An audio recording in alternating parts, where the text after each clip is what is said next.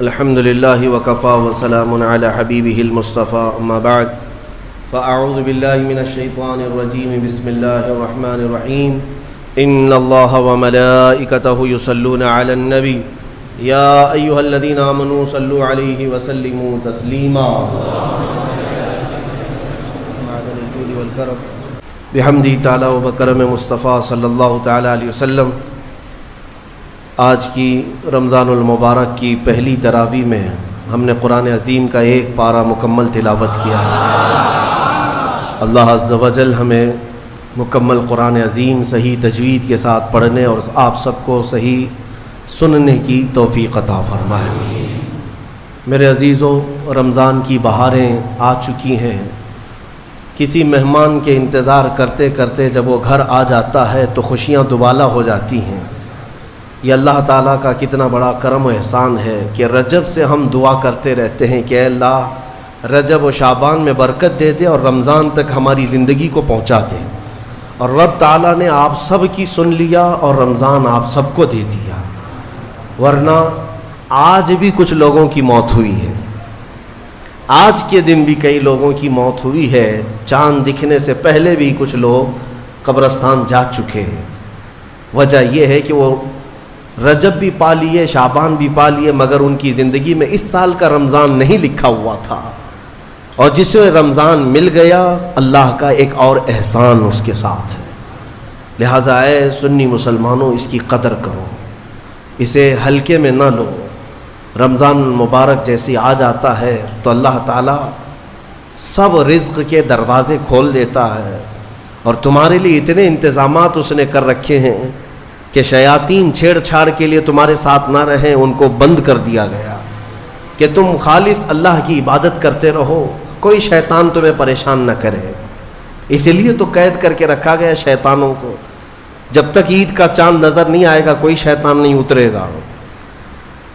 میرے عزیزو، اللہ تعالیٰ نے تمہارے لیے انتظامات اتنے کیے، یہاں تک کہ حدیث رسول ہے، میرے آقا فرماتے ہیں قیامت کے دن رمضان اور قرآن جس کی حمایت میں کھڑے ہو گئے اس سے جنت میں جانا واجب ہو جائے گا، جس کی یہ شفاعت کر دیں رمضان اور قرآن۔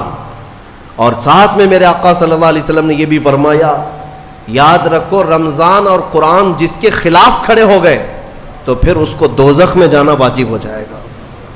اللہم اجعل القرآن حجتا لنا لا حجتا علینا، اے اللہ قرآن کو ہمارے لیے سفارشی بنا، مددگار بنا، ہمارے خلاف مقدمہ کرنے والا نہ بنا۔ آج رمضان المبارک کی جو خصوصیات ہے وہ تراویح کی شکل میں ہمیں ملی ہے۔ بہت سارے لوگوں کو ایسا لگتا ہے کہ 20 رکعت ہے، لمبی ہے، کون پڑھے گا، پھر پڑھ لیں گے، پھر دیکھ لیں گے۔ جس کے اندر یہ سستی اور کاہلی آئی، یہ علامت میں بتا رہا ہوں آپ کو، علامت حدیث رسول ہے، نماز صرف منافق پر بھاری ہوتی ہے، مومن پر نہیں۔ مومن ہوگا تو نماز میں لذتیں محسوس کرے گا، منافق ہوگا تو اس کے لیے نماز اور بھاری ہوگی۔ ارے امام صاحب اتنی لمبی قرات کرتے ہیں، کھڑے ہیں تو کھڑے ہو گئے، رکوع میں جا ہی نہیں رہے، یہ کس کو بھاری لگتی ہے؟ جس کے اندر نفاق ہو۔ وَإِنَّهَا لَكَبِيرَةٌ إِلَّا عَلَى الْخَاشِعِينَ، آج ہم نے تلاوت بھی کیا اس آیت کو پہلے پارے میں۔ رب تعالیٰ فرماتا ہے یہ اللہ سے خوف کرنے والوں کے لیے نماز بھاری ہو ہی نہیں سکتی، منافقین کے لیے یہ بھاری ہے۔ قرآن میں ان کی صفت بیان کیا اللہ تعالیٰ نے۔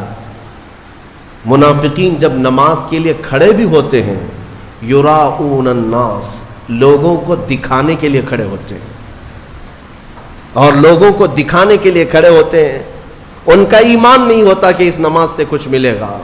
اس لیے اپنی کیٹیگری چیک کرنے کا بھی یہ مہینہ ہے کہ ہم ایمان والوں میں سے ہے کہ منافقین میں سے، کیٹیگری چیک ہو جاتی ہے۔ اس لیے ان کی اس رمضان کی صفوں کو خالی ہرگز ہونے نہ دینا، ورنہ نفاق کا دھبا لگ جائے گا۔ بہرحال ہم معمول کے مطابق تفسیر قرآن کو، جیسے ہر سال میری عادت ہے، میں قرآن جو تلاوت کرتا ہوں اس کے کچھ گوشے آپ تک رکھنے کی کوشش کرتا ہوں یہ اور بات ہے کہ 6 سال کے بعد اسی ممبر پر دوبارہ ہم تفسیر بیان کریں. اللہ تعالیٰ اس مسجد کو ہمیشہ شاد و آباد رکھے. ہم رہیں یا نہ رہیں یہ ممبر سدا سلامت رہے. اس ممبر کو تفسیر قرآن کے لیے خاص کیا گیا تھا. آپ سب کو پتہ ہے یہ تفسیر قرآن کا ممبر ہے. مولا تعالیٰ یہاں سے قرآن کی آواز ہمیشہ بلند فرمائے. اور آج دنیا میں اگر میری آواز گونجتی ہے تو اسی تفسیر کی برکت سے ہے. مجھے کوئی اور مقام یا جو کچھ بھی آواز میں اللہ نے عطا کیا ہے وہ اس تفسیر قرآن کی برکت ہے. ہم نے اپنی آواز کی ابتدا یا امت کو جھنجھوڑنے کی ابتدا اسی ممبر سے کیا تھا. یہی ممبر ہے، وہ یہ تاریخی ممبر ہے. اللہ تعالیٰ اس کی برکتیں ہم سب کو عطا فرمائے. اور مجھے یقین ہے کہ اس ممبر میں وہ اثر ہے کہ اچھے اچھوں کے چولہے ہل جاتے ہیں. یہ ممبر رسول پاک صلی اللہ علیہ وسلم کی نیابت کا ممبر ہے. ہاں، صرف اس کو لکڑی کا ممبر نہ سمجھیں. یہ رسول اللہ کا ممبر ہے جہاں سے حدیث رسول سنائی جاتی ہے، جہاں سے اللہ کے کلام کی تفسیر ہوتی ہے.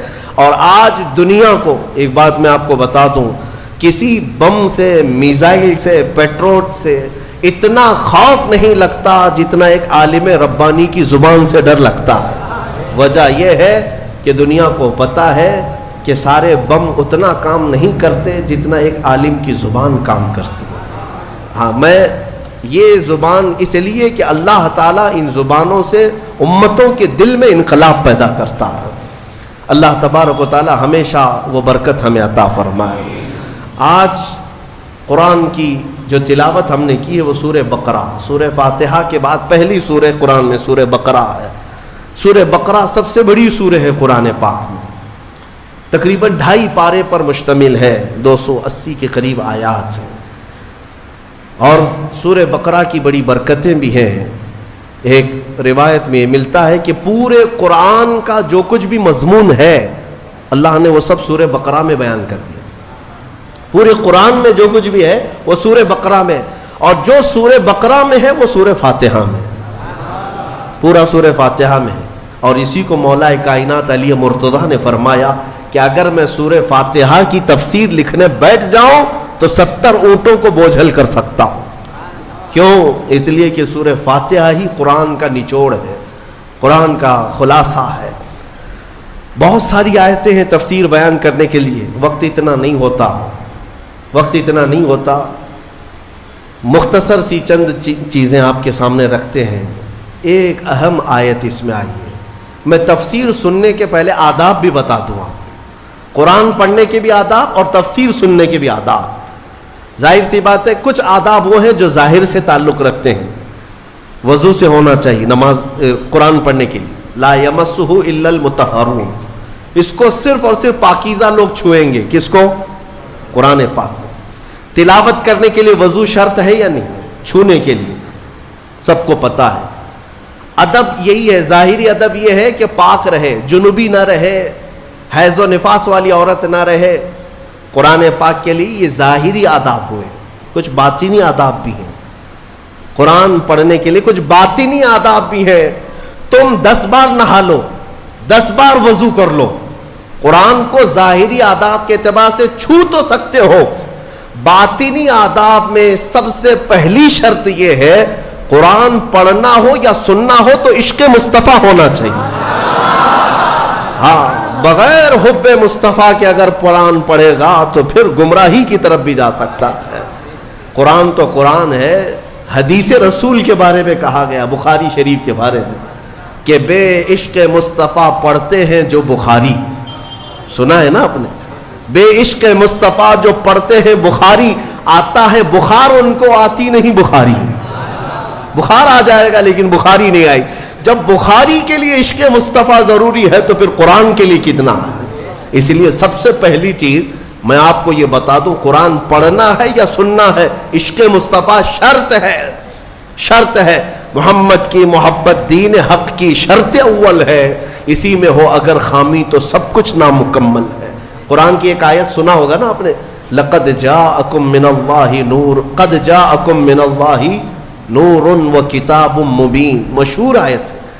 اللہ فرماتا ہے بے شک اللہ کی طرف سے ایک روشن کتاب، قد جاءکم من اللہ نور و کتاب مبین، بے شک اللہ کی طرف سے ایک نور آیا اور ایک روشن کتاب. ایک نور آیا اور ایک روشن کتاب. توجہ چاہتا ہوں، کیا چیزیں آئی اللہ کی طرف سے؟ ایک نور آیا اور ایک روشن کتاب. نور کون ہے سنیوں کو سمجھانے کی ضرورت نہیں. دوسرے لوگ تعویل کرتے ہیں نور سے مراد وہ ہے، نور سے مراد یہ ہے. ہم تو کہتے ہیں صبح طیبہ میں بٹتا باڑا، صدقہ لینے نور کا آیا ہے تارا. ارے ہمارا مزاج تو یہ ہے، بریلی کے امام نے ہمیں یہ سمجھایا ہے، وہی تو جوبن ٹپک رہا ہے، وہی تو جوبن ٹپک رہا ہے، وہی تو اب تک چھلک رہا ہے. نہانے میں جو گرا تھا پانی کٹورے تاروں نے بھر لیے تھے. یعنی یہ ستاروں کی جو چمک ہے نا، تم کیا سمجھتے ہو؟ سائنٹیفک اعتبار سے کہتے ہیں کہ سورج کی روشنی کھینچ کر رات کو تارے چمکتے ہیں. ہم نے سوال کیا پھر سورج کس کی روشنی کھینچتا ہے؟ سورج کس کی روشنی کھینچتا ہے؟ وہ روشنی سمجھنے کے لیے بریلی کے امام کی زبان میں پڑھنا پڑے گا.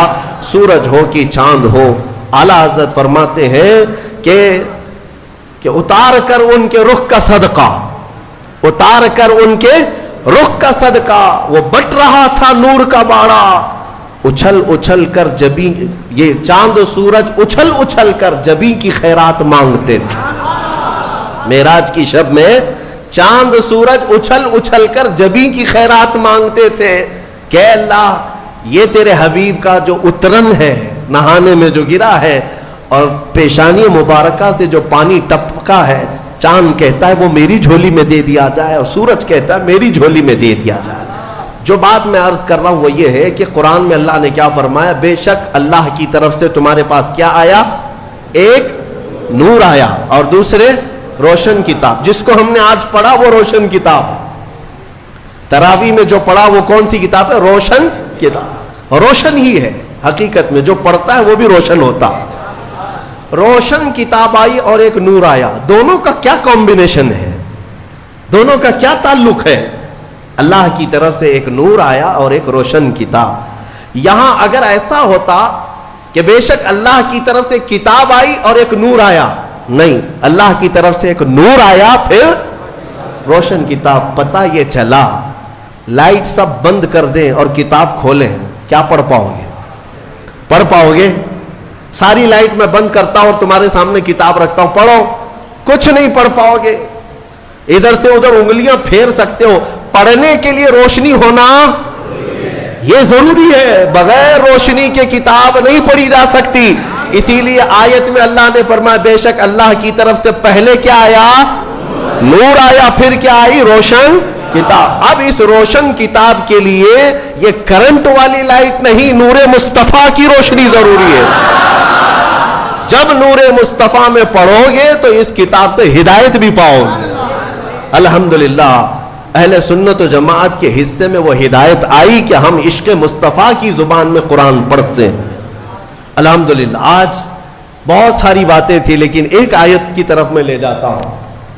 کچھ لوگوں کو قرآن سے ایسی ایسی چیزیں نکالنے کی عادت ہے کہ کہیں حضور کی شان میں کچھ کمی نظر آ جائے کہ حضور پاک صلی اللہ علیہ وسلم کو یہ نہیں تھا، وہ نہیں تھا، ان کو وہی چیزیں ملتی ہیں. حالانکہ قرآن کا مفہوم وہ نہیں ہے، سمجھ کا ان کے قصور ہے. عربی سے نابلد ہے، ناآشنا ہے، کچھ بھی اٹکل پچھو مار کے ترجمے میں گمراہ ہو جاتے ہیں.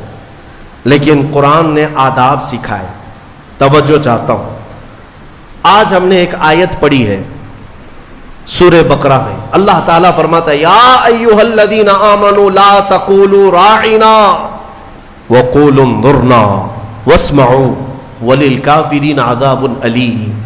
اے ایمان والو راعنا مت کہو، راعنا مت کہو. کیا مطلب ہے اس کا؟ تھوڑا سا عربی میں سمجھا دوں.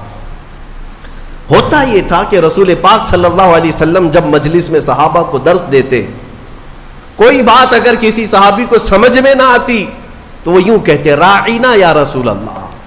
آپ کہتے نا پارڈن می، پارڈن می.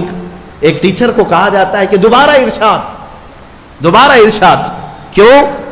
کہ آپ دوبارہ بیان فرمائیں تاکہ میں اور سمجھ سکوں. تو تو صحابہ کیا کہتے تھے؟ راعنا یا رسول اللہ، اے اللہ اے رسول اللہ ہماری رعایت کر دیجئے تھوڑی سی، یعنی ہم جلد نہیں سمجھ پائے، اور ایک بار بیان کر دیجئے۔ لیکن اسی زمانے میں راعنا صحابہ کس نیت سے کہتے تھے؟ اے اللہ کے رسول ہماری رعایت کیجیے۔ اسی زمانے میں یہودیوں کی زبان میں راعنا کا ترجمہ غلط تھا۔ راعنا کا مطلب ہوتا تھا ہمارا چرواہا، ہمارا چرواہا۔ تو ہوتا یہ تھا کہ صحابہ کہتے تھے راعنا یا رسول اللہ ہماری رعایت کر دیجئے اے اللہ کے رسول۔ یہودی جو سنتے تھے تو مذاق اڑاتے تھے، دیکھو مسلمانوں کو اپنے ہی نبی کو اپنا چرواہا کہتے ہیں، اپنے ہی نبی کو اپنا چرواہا کہتے ہیں۔ وہ ٹھٹا مار کر کے ہنستے تھے، مذاق اڑاتے تھے۔ لیکن مجھے بتاؤ میرے عزیزو، کسی صحابی کے دل میں یہ نیت تھی؟ ان کے خواب و خیال میں بھی یہ گمان نہیں کہ ہم حضور کے بارے میں ایسا سوچیں، لیکن وہ اپنی زبان میں کہہ رہے تھے۔ لیکن دیکھیں قانون خداوندی کو، اللہ نے اس لفظ کو بھی منع کر دیا جس کا معنی کسی بھی زبان میں الگ آ سکتا ہو، وہ جملہ میرے نبی کی شان میں بولا ہی نہ جائے، بولا ہی نہ جائے۔ اور عام لوگوں کو نہیں، امت میں اگر سب سے اچھے لوگ کوئی تھے تو رسول کے صحابہ تھے۔ ان کو اللہ نے تنبیہ کرتے ہوئے فرمایا اے ایمان والو آج کے بعد سے راعینا نہ کہو، جب اگر دوبارہ کہنے کی بات آئے حضور کی بارگاہ میں تو کیا کہو؟ اللہ نے وہ بھی سکھایا، کہو وقول انظرنا، یوں کہو نظر کرم فرمائی، اللہ نظر کرم فرمائیے۔ ایسا لفظ استعمال کرو نبی کی بارگاہ میں جس کا کوئی بھی کوڑھی دوسرا ترجمہ کر بھی نہ سکے۔ کوئی بھی دل کے کوڑ والا مریض جو گستاخ ہے، بغض رکھتا ہے، عداوت رکھتا ہے، وہ ایسا تصور بھی نہ لا سکے۔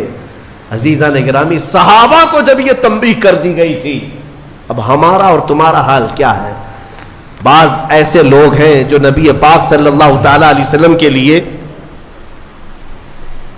حضور پاک صلی اللہ تعالی علیہ وسلم کے لیے الفاظ کی ہیرا پھیری کے ساتھ وہ شان رسالت میں تنقیص کرنے کو اور گستاخی کرنے کو یہ سمجھتے ہیں کہ ہم بہت پڑھے لکھے لوگ ہیں، ہم بہت ایجوکیٹڈ لوگ ہیں۔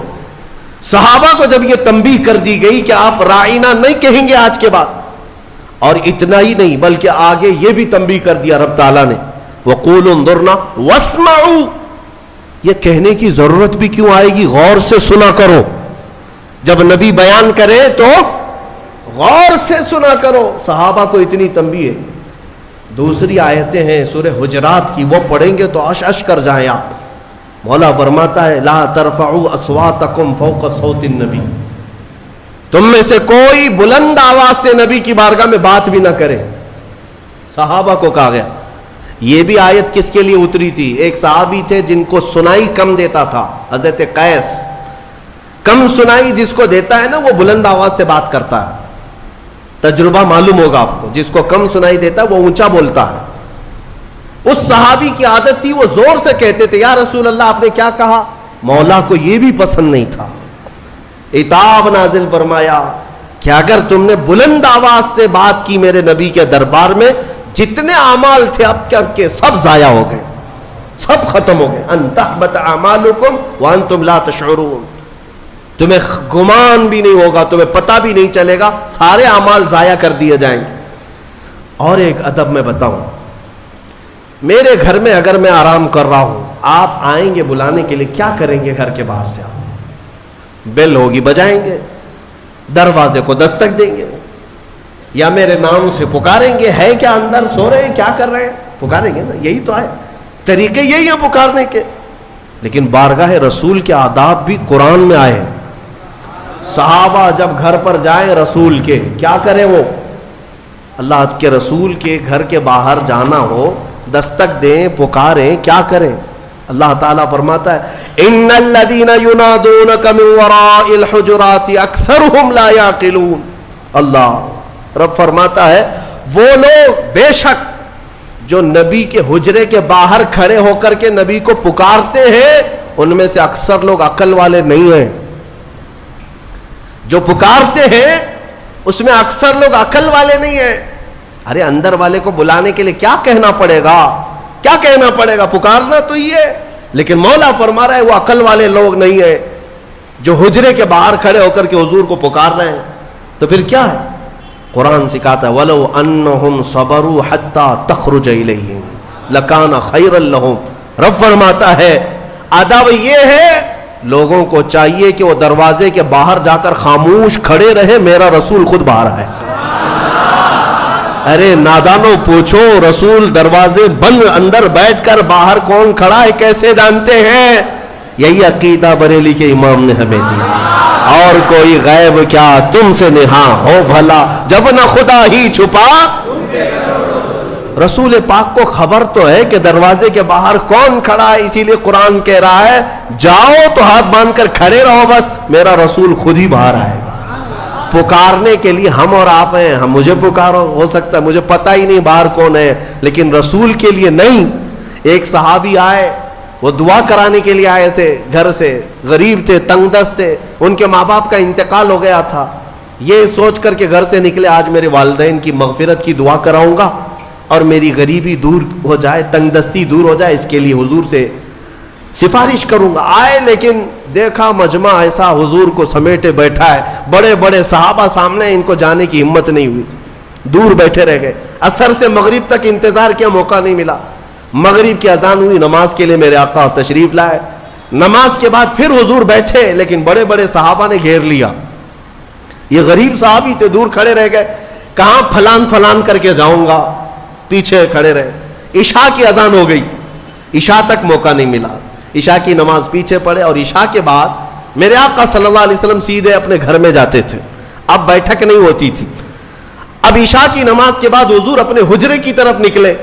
یہ صحابی کہتے ہیں میں نے سوچا موقع تو آج دن بھر نہیں ملا, ہاتھ باندھے پیچھے پیچھے چلتے رہے. حضور اپنے دروازے پر پہنچ گئے اور پیچھے مڑ کر کہتے ہیں جا اللہ تیری غریبی دور کرے, تیرے ماں باپ کی مغفرت کرے. کس نے کہا میرے نبی سے, کس نے کہا میرے عزیزوں؟ اسی لیے تو ہمارا عقیدہ یہ ہے کہ وہ دلوں کی بھی سنتے ہیں, اس کی بھی سنتے ہیں جسے بولنا نہیں آتا. وہ لکڑیوں کی جب سنتے ہیں, ہرن کی جب سنتے ہیں, تو امتیوں کی کیوں نہیں سنیں گے؟ ہم یہاں سے پکارے وہ وہاں سے سنے, مصطفیٰ کی سماعت پہ دور و نزدیک کے سننے والے وہ کان, کانے لالے کرامت پہ. اسی لیے سنیوں میں کہتا ہوں کہ تفسیر بھی سننا ہو تو عشق مصطفیٰ کے ساتھ سنو. مزہ ہی کچھ اور ہے کہ اپنے نبی کو چھوڑ کر محفل کون سی ہوتی ہے. رسول جس محفل میں نہ ہو تو محفل کہاں ہے, اسے محفل نہیں کہا جاتا. بلے شاہ میاں رحمۃ اللہ علیہ بڑے صوفی بزرگ ہیں, وہ کہتے ہیں جس دل میں حضور کی یاد نہ ہو اس دل میں کتے بستے ہیں, کتے ہوتے ہیں, جانور بستے ہیں. حقیقت ہے دل اسی کو کہتے ہیں جس میں حضور کی یاد آئے. دل ہے وہ دل جو تیری یاد سے معمور رہا, سر ہے وہ سر جو تیرے نام پہ قربان گیا. ہاں دل اور سر وہی ہے جو حضور کے لیے ہو, حضور کے لیے نہ ہو تو پھر یہ کدو کا ایک ٹکڑا ہے اور دل جو ہے سینے کے اندر وہ گوشت کا ایک چھتڑا ہے اور کچھ نہیں. ہاں بس ان کی حیثیت اتنی ہے, دونوں کندھوں کے بیچ میں ایک کدو کا ٹکڑا ہے اور سینے کے اندر گوشت کا ایک چھتڑا ہے. اسے دل مت کہنا اور اسے سر مت کہنا. دل کہنے کے لیے ضرورت اس بات کی ہے کہ دیکھو پہلے اس میں حب مصطفیٰ ہے یا نہیں. سر کہنے کے لیے ہر ایک کو سر مت کہنا, بلکہ اعلیٰ حضرت فرماتے سر صرف وہی ہے جو ان کے قدموں پہ قربان ہونے کو تیار ہے, وہی سر ہے. بہرحال آج کی اس تفسیر میں ہم نے بارگاہ رسول کا ادب پڑھا ہے. اسی لیے اے میرے عزیزوں, حضور پاک صلی اللہ تعالی علیہ وسلم کو چھوڑ کر دنیا کا کوئی علم نہیں ہے, کوئی علم نہیں. واللہ اعلیٰ حضرت فرماتے ہیں ذکر خدا بھی جو ہے اللہ کا ذکر کرنے کے لیے جب بھی کھڑے ہوں گے, اگر اس میں مصطفیٰ کا ذکر نہیں آیا تو اسے ذکر خدا کہا ہی نہیں جائے گا. ذکر خدا ہے ہی نہیں. ذکر خدا جو ان سے جدا چاہو نجدیو, واللہ ذکر حق نہیں کنجی سقر کی ہے. فرماتے ہیں یہ جہنم کی چابی ہے. حضور کا ذکر چھوڑ کر کے اگر تم کہتے ہو بخدا خدا کا یہی ہے در, نہیں اور کوئی مفر مخر. اس کو میں سمجھاؤں آپ کو. اعلیٰ حضرت فرماتے ہیں مفر کا مطلب ہوتا ہے بھاگنے کی جگہ, اور مکر کہتے ہیں ٹھہرنے کی جگہ. حضور کو اگر چھوڑو گے تو نہ بھاگنے کی جگہ ہے نہ ٹھہرنے کی جگہ ہے. ہبلی میں نہیں, پوری دنیا میں. ہاں, نہ بھاگنے کی جگہ ملے گی نہ ٹھہرنے کی جگہ ملے گی حضور کو اگر چھوڑو گے. اگر کوئی یہ سمجھتا ہے نا ہمارے پاس جگہ ہے ہمارے پاس, کس کے, ہاں پی ایم کے چرنوں میں ہے, سی ایم کے چرنوں میں ہے ہمارے پاس جگہ, تو جتنے دن راج کرنا ہو 4 دن کی چاندنی ہے. پھر دیکھنا ایک وقت آئے گا جب تمہاری روح قبض ہوگی, سامنا میرے مصطفیٰ کا کرنا ہوگا, اور پھر ملائکہ تمہیں بتائیں گے, اور قیامت کا دن تو یہ حساب کا ہوگا. دیکھنی ہے حشر میں عزت رسول اللہ, وہاں کسی کی نہیں چلنے والی ہے, کسی کی نہیں ہے. خلیل اللہ کو بھی حاجت رسول اللہ. عزیزان گرامی وقار, بخدا خدا کا یہی ہے در, نہیں اور کوئی مفر مکر. جو وہاں سے ہو یہیں آ کے ہو, جو یہاں نہیں تو وہاں نہیں. تفسیر قرآن کے لیے بھی حضور پاک صلی اللہ تعالیٰ علیہ وسلم کی محبت شرط ہے, شرط ہے. حضور کو چھوڑ کر ایک ابھی سوشل میڈیا میں گمراہی پھیلانے والے کئی ایسے موسمی کیڑے آتے رہتے ہیں, اور آج مجھے جوانوں کو بتانا اس لیے بھی ضروری ہے کہ یہ اپنا آدھا دین جو ہے سوشل میڈیا پر ہی سمجھ بیٹھے ہیں. ہاں, ان کا سب سے بڑا استاد تو علامہ گوگل ہے. مولانا گوگل سے پوچھیں گے, نام بھی اسی سے پوچھیں گے, مسئلے بھی اسی سے پوچھیں گے, اور گوگل صاحب سب بتا دیتے ہیں. تو جس کا استاد گوگل ہے وہ سنے. ہر چیز اس میں جو آ جاتی ہے وہ صحیح نہیں ہوتی. ہاں, شہد دکھائے زہر پلائے, قاتل ڈائن شوہر کش, اس مردار پہ کیا للچانا دنیا دیکھی بھالی. اعلیٰ حضرت نے اس کی بہت پہلے تشریح کر دی تھی. یہ وہ دنیا ہے جو تمہیں شہد دکھاتی ہے اور زہر پلاتی ہے. کچھ لوگ ایسے آئے ہوئے ہیں اس میں. ایک شخص آیا, وہ کہتا ہے کہ صرف قرآن, اس میں کسی حدیث کی ضرورت نہیں, حدیث لینا ہی نہیں ہے, نہ بخاری نہ مسلم نہ ترمذی نہ ابو داؤد نہ نسائی نہ ابن ماجہ نہ مشکات, کوئی حدیث نہیں چاہیے, قرآن ہی چاہیے, صرف قرآن سے. ہمیں یہ خبر ملی, کچھ نوجوان اس میں بہکتے چلے گئے, ہاں قرآن ہی تو سب کچھ ہے اس کے اندر. جب اللہ نے فرمایا سارا بیان ہم نے قرآن میں اتار دیا ہے, کوئی خشکی تری چھوڑا ہی نہیں, سب کچھ قرآن میں ہے, تو پھر حدیث کی کیا ضرورت. وہ شک ڈالتے ہیں. ارے ظالم, تو یہ تو بتا یہ قرآن اترا کس پہ ہے, یہ قرآن کہاں سے آیا, کون بتایا یہ آیت ایسی ہے. حضور کو چھوڑے گا تو ایک آیت بھی تجھے نہیں ملے گی. قرآن کس نے سنایا؟ ارے حضور پر وہی اترتی تھی, حضور سنائے صحابہ کو تو قرآن لکھا گیا. اگر حضور بیان نہ کرتے تو کیا قرآن آتا؟ آج نبی پاک کو چھوڑ کر کچھ لوگ یہ کہتے ہیں کہ کسی حدیث کی ضرورت نہیں, صرف قرآن, صرف قرآن. اے میرے عزیزوں, اس طرح کی گمراہیوں سے اپنے آپ کو بچا لو. میں حدیث میں یہ بھی بتا دوں, حضور پاک صلی اللہ علیہ وسلم نے یہ بھی بشارت 1400 سال پہلے دی. فرمایا ایک زمانہ تم پر آئے گا, ایک شخص آئے گا جو تکیے پر ٹیک لگا کر بیٹھا رہے گا, اور پھر لوگوں سے کہے گا کہ صرف قرآن ہی کافی ہے, کسی حدیث کی ضرورت نہیں. حضور نے 1400 سال پہلے بتایا تھا. 1400 سال پہلے حضور نے آگاہ فرمایا کہ ایسی گمراہ لوگوں سے, اور حضور نے یہ بھی فرمایا یہ وہ لوگ ہیں جن کے لیے قرآن حلق سے نہیں اترتا, انہیں قرآن کی سمجھ نہیں ہے, لیکن وہ قرآن کے ذریعے پوری دنیا کو گمراہ کرنے کی کوشش کرتے. اے میرے عزیزوں, قرآن کو صرف گوگل سے نہیں, صرف فیس بک سے نہیں, بلکہ علماء صالحین باعمل عاشقان مصطفیٰ سے پڑھا کرو, تو پھر تمہیں ہر آیت کا مفہوم بھی سمجھ میں آ جائے, ورنہ ادھر کا ادھر مارتے رہ جاؤ گے. میں آپ کو بتاؤں ایک مثال, اللہ نے اپنے رسول سے فرمایا وَوَجَدَكَ ضَالًّا فَهَدَى, سورہ والضحیٰ میں اللہ نے فرمایا وَوَجَدَكَ ضَالًّا فَهَدَى. ضال کا مطلب عربی میں گمراہ, بھٹکا ہوا ہے. ایک معنی یہ ہے, ایک خصوصیت ہے عربی کی, ایک ورڈ کے کئی معنی آتے ہیں, کئی معنی آتے ہیں, عربی کی خصوصیت ہے. کچھ الفاظ تو ایسے ہیں جن میں ایک ورڈ ہے 70 معنی ہیں, الگ الگ معنی نکلتے ہیں. یا عقل والا دیکھ کر کے ترجمہ کرے گا یہاں کیا مراد ہے. فار ایگزامپل العین، یہ عربی کا ایک ورڈ ہے جو آنکھ کو بھی کہتے ہیں، گھٹنے کو بھی عین کہتے ہیں، سورج کو بھی عین کہتے ہیں، پانی سے جو چشمہ نکلتا ہے نا سوتا، اسے بھی عین کہتے ہیں، اور پوری ذات کو بھی عین کہتے ہیں. کتنے معنی ہو گئے؟ سب ڈیفرنٹ ہیں. آنکھ کو بھی عین، گھٹنے کو بھی عین، سورج کو بھی عین، پانی کے چشمے کو بھی عین، ذات انسان کو بھی عین. تو اب اگر کہیں یہ کہہ دے کسی نے یہ کہہ دیا کہ میری عین سے پانی آ رہا تھا، تو ترجمہ کرنے والا ہے کہ ہاں مولانا کے گھٹنے سے پانی آ رہا تھا. ہاں، یا ترجمہ یہ کرو شاید مولانا کے سورج سے پانی آ رہا تھا. ارے میاں یہاں سورج کہاں سے آ گیا؟ ہاں، عقل والا اتنا تو ترجمہ کرے گا. اگر یہ کہہ رہے میری عین سے پانی آ رہا تھا تو شاید ان کی آنکھ سے پانی آ گیا. سمجھ میں آیا؟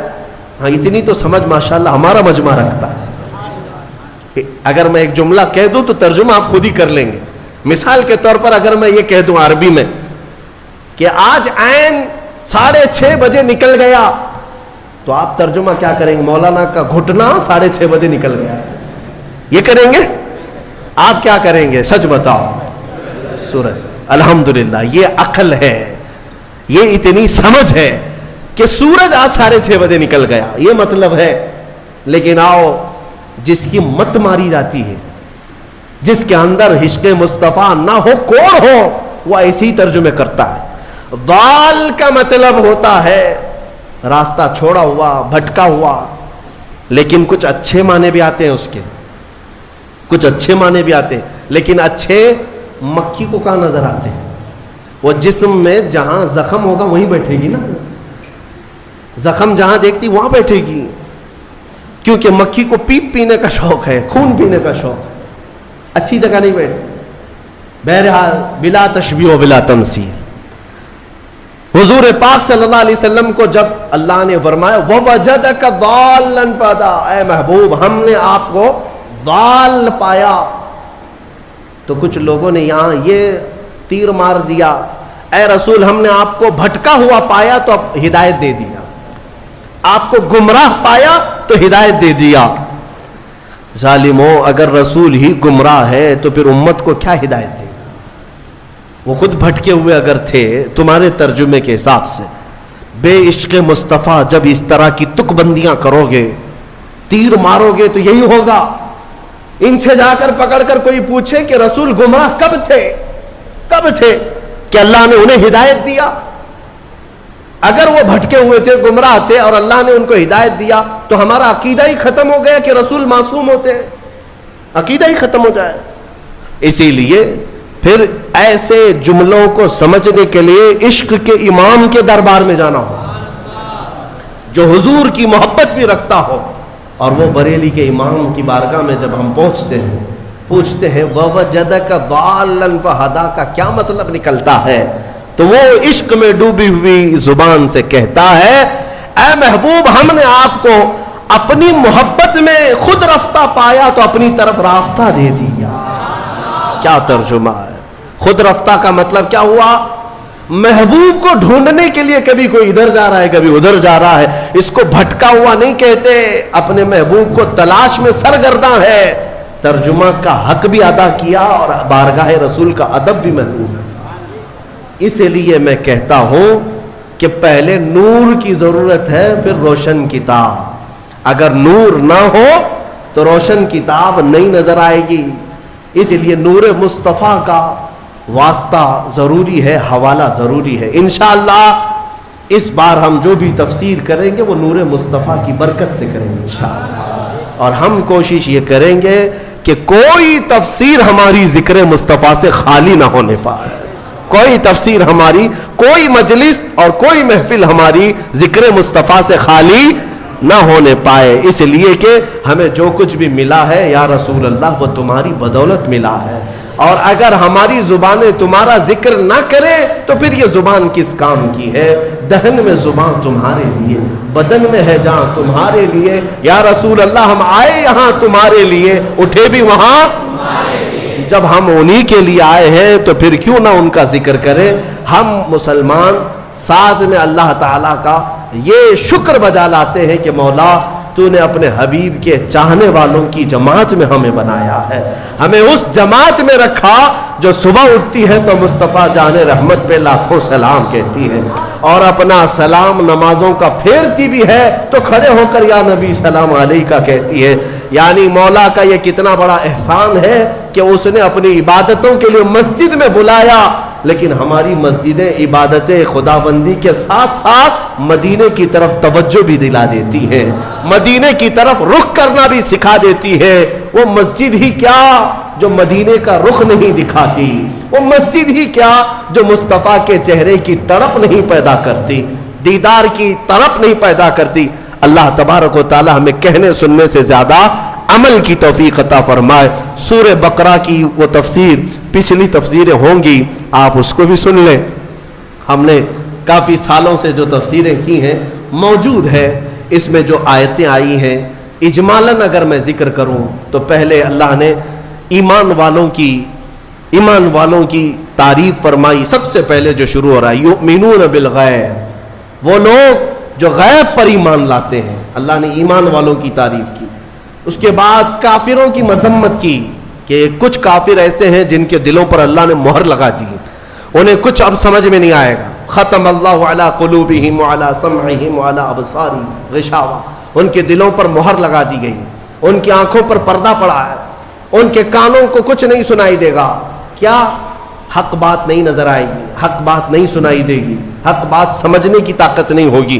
آج بہت سارے ایسے ہیں جو اسلام کی حقانیت کو آنکھوں کے سامنے دیکھ رہے ہیں, مگر یہ ابو جہل کی اولاد ماننے کو تیار نہیں مانے گی. ہاں, ان کے دلوں پر اللہ نے مہر لگا رکھی ہے. یہ دشمنی میں اس قدر آگے بڑھیں گے, ان کو نماز سے چڑ ہے, اذان سے چڑ ہے, قرآن سے چڑ ہے, برقعے سے چڑ ہے, ٹوپی سے چڑ ہے, داڑھی سے چڑ ہے. کیوں چڑ ہے؟ دل پر جو مہر لگی ہوئی ہے, دل پر جو مہر لگی ہوئی ہے. ان کا کام کیا ہے, ان کو کیا کرو گے آپ؟ بعض لوگ ابھی یہ سوچتے ہیں, ہمیں بھی کہتے ہیں کہ مولانا ہو سکتا ہے کچھ تقریروں سے وہ پلٹ جائیں, جن کو اللہ نے مہر لگا کے رکھا, ہم کیا پلٹیں اس کو؟ اللہ نے اپنے رسول سے کہا انک لا تسمع الموتى, اے رسول ان مردوں کو آپ سنا نہیں سکیں گے. ان کو اللہ نے مردہ فرمایا. جو دشمنی میں جل رہا ہے اسے چھوڑ دیں, اسے چھوڑ دیں, ان قریب اللہ کی پکڑ میں وہ گرفتار ہوگا. ہاں, اگر انجانے میں کوئی بھٹکا ہوا ہے تو اس کو ہدایت دینے کے لیے کوشش ضرور کرنی چاہیے. تو جن کے دلوں پر مہر لگا ہے ان کا کوئی سروکار نہیں, نہ قرآن سے, نہ حدیث سے, نہ ہماری تقریروں سے, نہ نماز سے. تیسری ایک جماعت ہے جس کی مذمت میں اللہ نے 13 آیتیں نازل کی. 5 آیتیں مومنوں کی شان میں, 2 آیتوں کافروں کے لیے, 13 آیتیں ایک جماعت کے لیے آئی. وہ کون سی جماعت ہے میاں؟ مذبذبین بین ذالک لا الہ ہؤلاء ولا الہ ہؤلاء. قرآن کہتا ہے یہ وہ ہے جو مومنوں میں بھی نہیں ہے, کافروں میں بھی نہیں ہے, نہ ادھر کی ہے نہ ادھر کی ہے, ادھر کی ہے. اعلیٰ حضرت نے بھی فرمایا نہ ادھر کی ہے نہ ادھر کی ہے بلکہ ادھر کی ہے. یہ منافقین کی جماعت ہے. منافقین کی مذمت میں اللہ نے 13 آیتیں بیان کی, اور اللہ نے ان کی سب صفتیں بیان کی ہے. کیا کیا کر, جب مال ملنے لگتا ہے تو کہتے ہیں ارے یہی تو حق مذہب ہے, ہاں اسی میں چلنے لگ جاتے ہیں, دوڑنے لگ جاتے ہیں. جہاں اسلام پر کوئی مصیبت آئی کہا ہم پہلے ہی بولتے نہیں تھے یہ بہت ڈینجر راستہ ہے, یہ بہت ڈینجر راستہ ہے. ہاں, ہم سے بہت سارے لوگ یہ کہیں گے ابھی اچھا چل رہا ہے, ارے مولانا کیا کہتے ہیں آپ, بہت اچھا ہے, بہت اچھا ہے.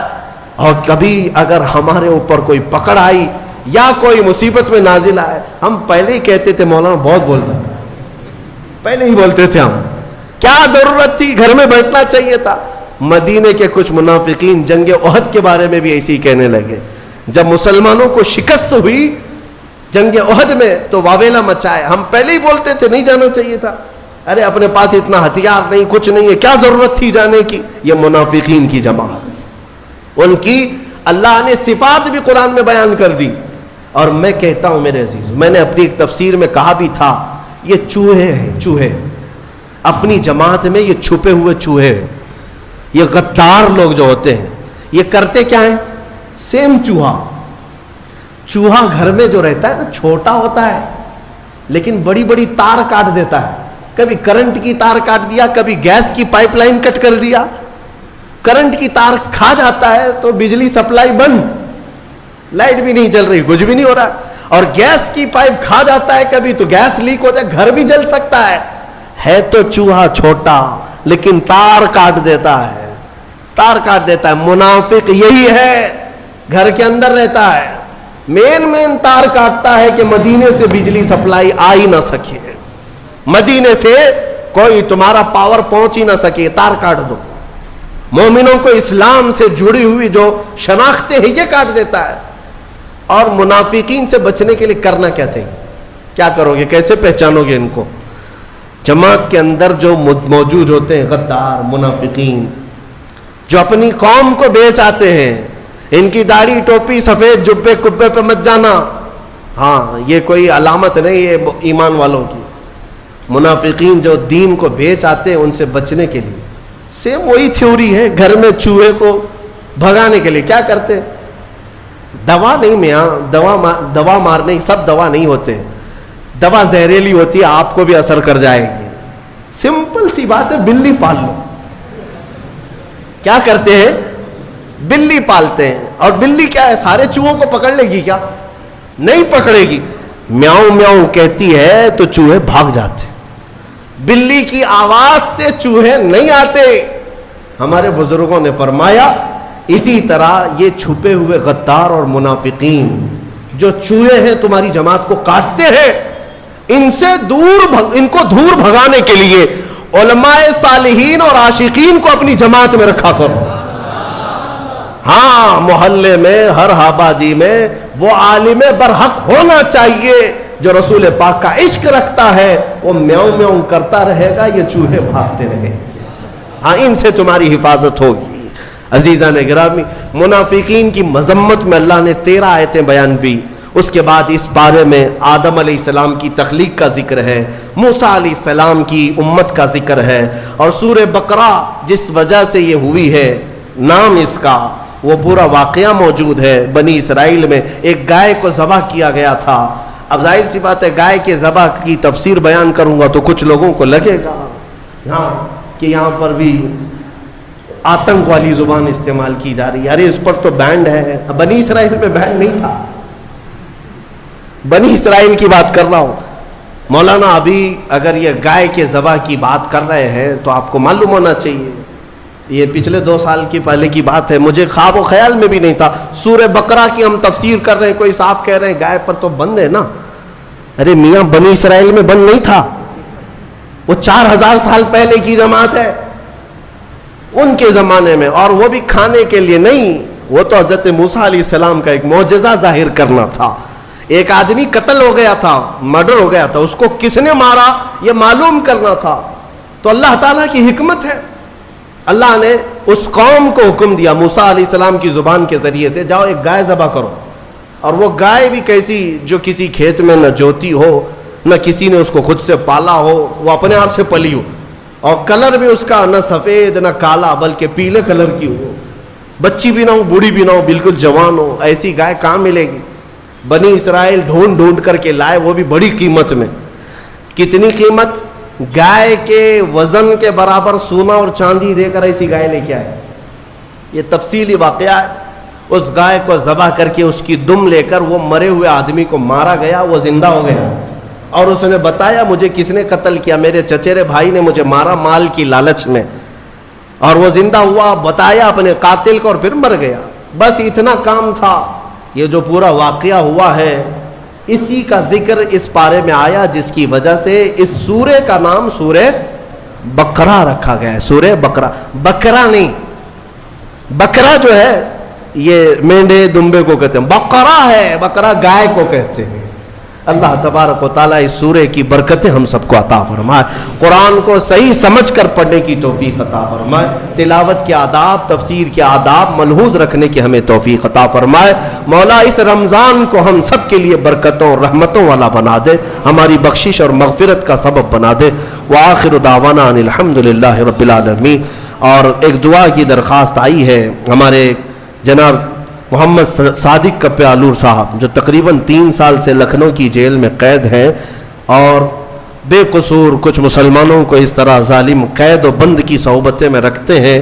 ہم ان بے قصور مسلمانوں کے لیے خصوصی دعا کرتے ہیں اور مولا کریم کی بارگاہ میں عاجزانہ آپ ہاتھ اٹھا کر یہ کہیں کہ مولا ہم میں جو بھی عاشقان مصطفیٰ ناحق بے قصور جیلوں میں ہیں ان کی رہائی کی سبیل پیدا فرما دے, ان کو ظالموں کی چنگل سے آزاد فرما دے, ان کو بے قصور ثابت فرما دے.